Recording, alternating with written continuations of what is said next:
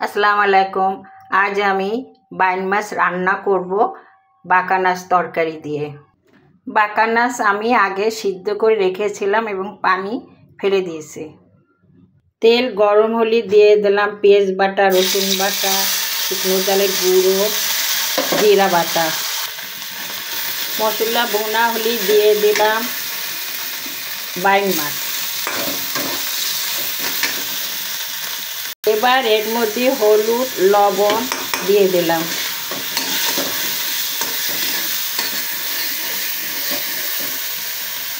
মাছ একটু কষানোর পর দিয়ে দিলাম বাকানাস তরকারি।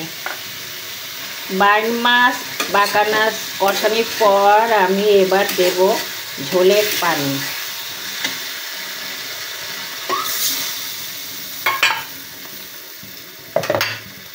হয়ে গেল বাইন মাছ দিয়ে বাকানাস তরকারি।